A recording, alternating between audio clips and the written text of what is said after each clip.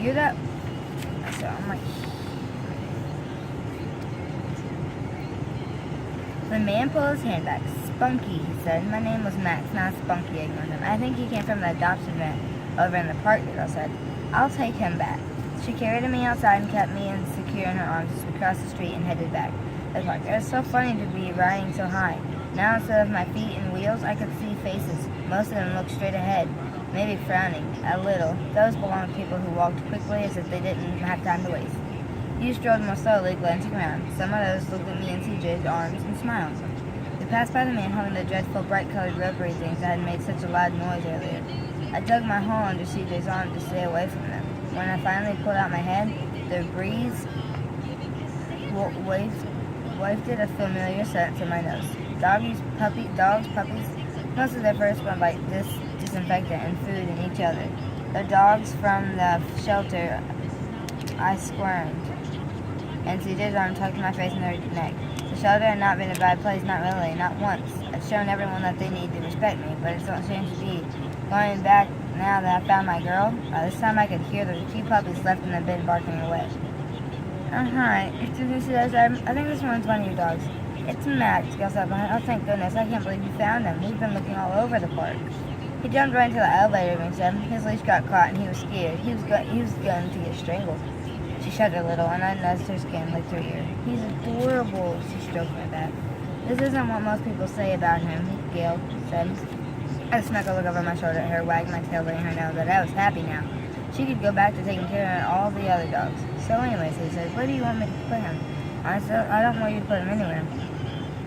There was a little pause. I can't, she said. I looked over her ear. She remembered I was there to take care of her. There was no need to be said. I know you're looking for homes for the dogs, and I wish I could, CJ went on, but I already have a dog at home. Molly, she's the best. So you like dogs? Well, sure, CJ laughed. Who doesn't like dogs? And Max obviously likes you. Listen, it's not fair for me to put pressure on you like this, but Max, he's a one-person dog. He's aggressive with everybody he meets, but not you. Aggressive? This little thing? CJ looked down at me in astonishment. He growls. He tries to bite. He snapped at me this morning, and I'm the one who's been feeding him. It's so sad. We're not able to keep a dog like that. Tomorrow we'll have to put him to sleep. CJ, yes, that's horrible. Gail sighed. I could not understand why the two of them were so sad. Why didn't CJ put me down so I could run? Why didn't CJ put me down so I could run? Why did the two of us go and play in the grass?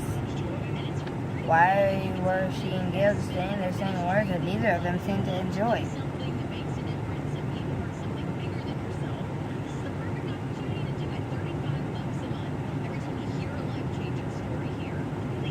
Well, sure it is, Gail said. It's horrible. I don't even like it any more than you do, but we're full. We have new dogs coming in every day. We kept every dog we can't find a home for. We never take any new ones. And the truth is, we can't put in the time to train the dog like Max. But if he had an owner or someone who could really work with him, I'm sure he'd be a great little dog. Gail reached out and petted me. I let her do so without challenge, as long as she didn't try to take me away from my girl. I was fine with anything. Look, Gail continued, dogs sometimes choose their people. We don't know how they know, but they just know. And that's what I think is happening with you and Max. Cynthia looked at me. Her eyes were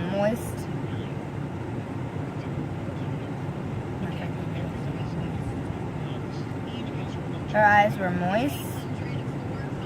And a tear trickled down her cheek, and I licked it, and it tasted of salt. I've never seen him take to anyone like that, Gail said. But if you can't save him, well, you can't. Sometimes that's how it goes. She held her hands. No, Susan. No, I can't believe I'm doing this, but okay. You'll take him, Gail replied. That's great. It's wonderful. We'll waive the fee. Don't worry about that. I'm just glad he has a chance. CJ was happy too, even though she was feeling some fear underneath the joy. She didn't understand yet that I was here to protect her. But I'd find a way to show her.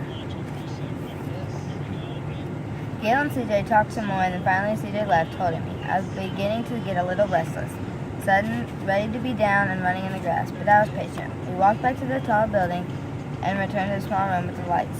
I looked around alertly, remembering how my leash had been grabbed last time, but nothing bad happened. We stood in that room while the walls trembled. A little rumbling sound came to my ears. Then the door slid open once more. To my surprise, a new hallway was outside.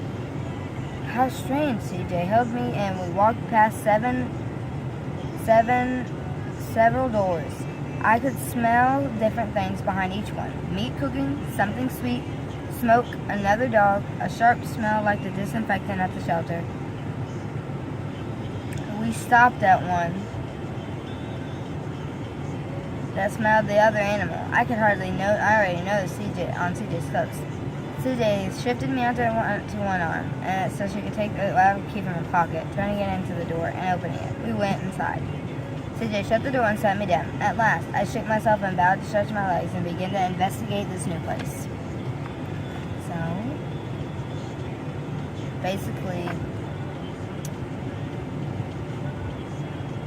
she just looked up for free, I guess. Okay. Yeah. There was soft carpet on the floor that was excellent for holding scents. I could smell the rubber of CJ's shoes and another person too. He smelled flowery, powdery, and soapy. She didn't seem to be here at the moment, but clearly she spent a lot of time here. The animal smell was very strong too. It was female. I could sense that, but I wasn't sure of much else about it. There was something strange, something new. I sniffed around the couch.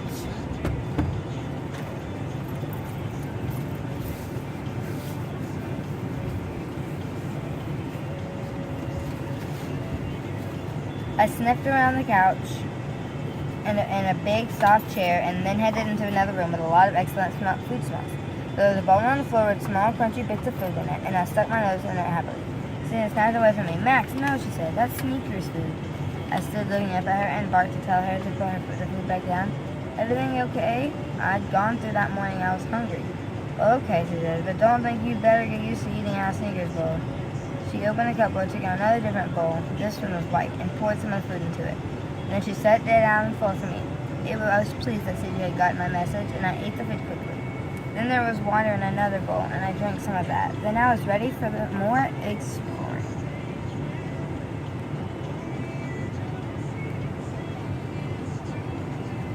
Max's story.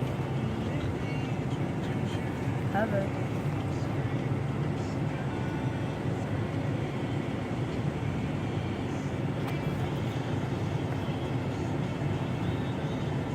Just as I went headed back into the kitchen, I wafted a scent all over me.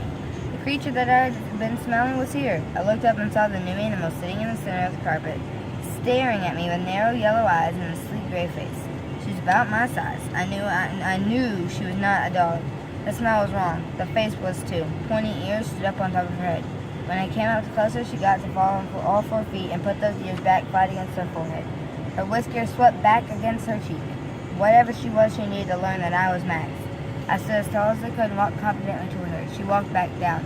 They all did. Max, be good, she said. That's Sneakers. Sneakers is okay. Be a nice cat. Max is going to live here now. Sneakers, the cat, took a step back from me. That was right. She was learning. Then Sneakers drew back her lips, showing teeth as sharp as mine, and let a deep hiss. I was so startled that I jumped away. What kind of noise was that from an animal to make? Why didn't she bark, or growl, or whine? I recovered from my surprise, ready to show Sneakers that I couldn't be scared by a sound, but she crouched down and in one movement leaped into a tall counter between the kitchen and the living room.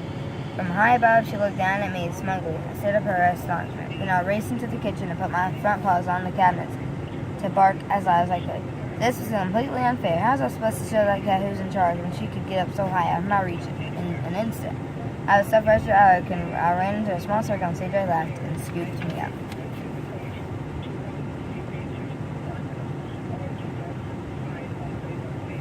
So this is a picture. Mama, it's back to show a black and white picture of CJ's cat Sneakers, and now,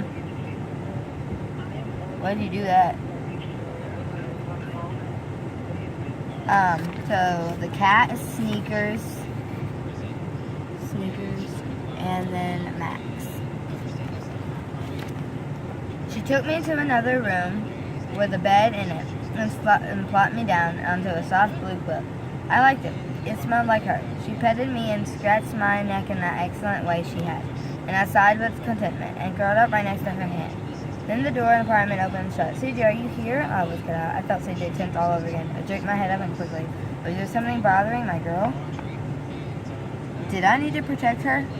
Okay, Max whispered. Here we go. Be good now. Please be good. She picked me up and carried me out to the living room. A woman stood inside the door. I recognized her at once. She was the person who lived here. Her face was pale, and her smooth, dark hair just touched her coat's collar, which was gray and furry. She had smelled very intriguing. My nose twitched as she stared at us. Hi, Jillian, she said. What's that? The woman said. This is Max. She didn't want me to talk a lot. After a while, she put me down so I could move freely. Stayed close to her feet since I could tell she was not very happy.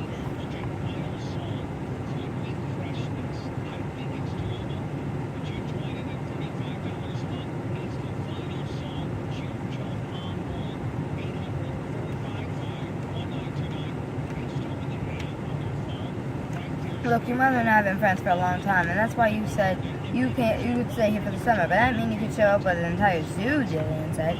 It's not a zoo, it's just one dog. Look at him, he's so little, you don't even know he's here. I'm pretty sure I'll know. There's an apartment, CJ, a New York apartment. There's no place for a dog. What about you? You know what I mean. Calls of nature? I'll take care of all that. I promise, and I'll feed him and walk him.